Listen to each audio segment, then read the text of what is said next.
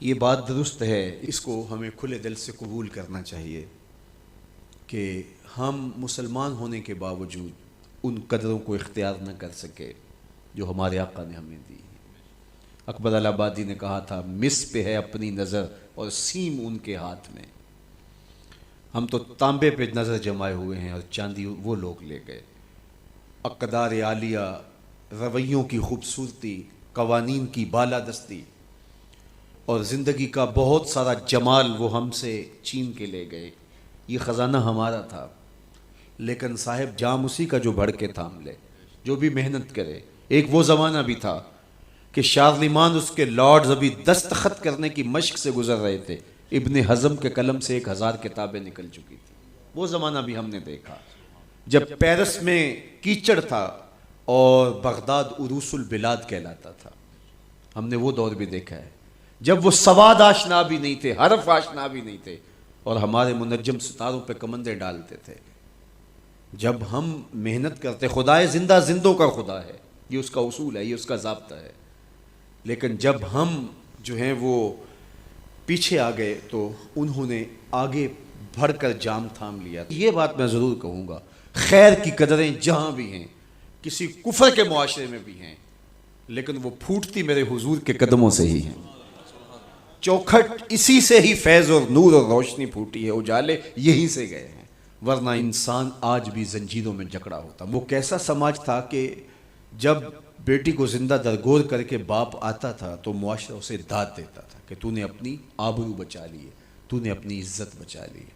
اور یہ اتنا بڑا گھنونا جرم، قیامت کے دن سب سے پہلا سوال نماز کا ہوگا، لیکن سب سے پہلا فیصلہ قتل کا ہوگا۔ دوسرے لفظوں میں یوں کہہ لیجئے، حقوق اللہ میں سب سے پہلے نماز کا سوال ہوگا، اور حقوق العباد میں سب سے پہلا فیصلہ جو ہے وہ قتل کا ہوگا۔ اور قتل میں بھی وہ بچیاں جو زندہ درگور کی گئی، ان کا مقدمہ پہلے لایا جائے گا۔ قرآن بتاتا ہے وَإِذَا الْمَوْءُودَةُ سُئِلَتْ بِأَيِّ ذَنبٍ قُتِلَتْ، قبروں میں گڑی ہوئی بچیاں اٹھائی جائیں گی، اللہ کی عدالت ہوگی، ان کے ظالم باپ کٹہرے میں کھڑے ہوں گے۔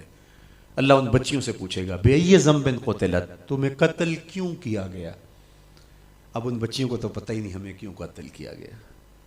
ابھی آنکھ کھلنے نہیں پائی تھی کہ بند کر لی گئی، زبان بولنے نہیں پائی تھی کہ نوچ لی گئی، زندگی کا پھول ابھی کھلا ہی نہیں تھا کہ مرجھا گیا۔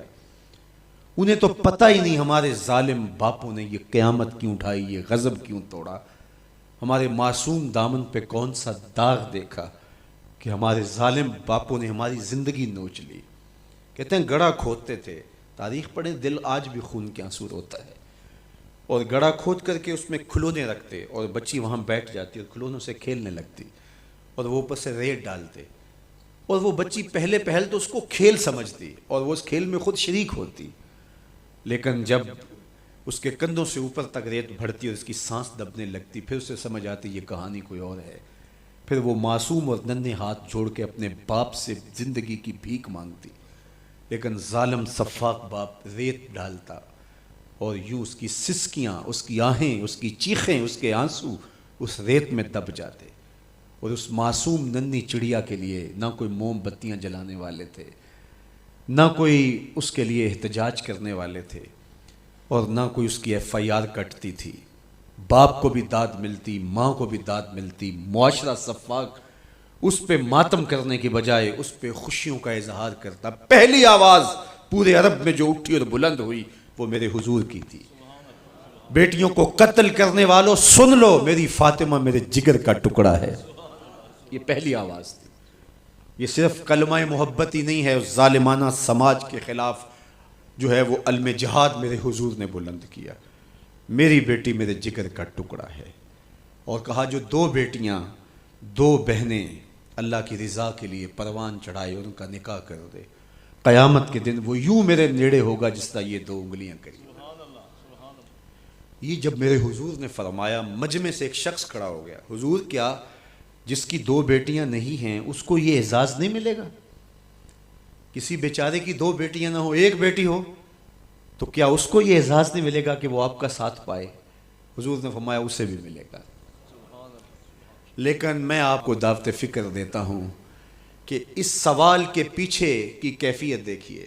اس کی ایک بیٹی تھی، کہاں بیٹیاں زندہ درگور ہو رہی ہیں اور کہاں ایک بیٹی والا کہتا ہے کاش کہ میری بھی 2 بیٹی۔ یہ تھا لایا ہوا میرے حضور کا نظام۔ بیٹیوں والے فخر کرنے لگے کہ ہماری بیٹیاں، یہ ہماری بخشش کی ضمانت ہوگی، 2 بیٹیوں کا نکاح کر لو، بخشش کی ضمانت۔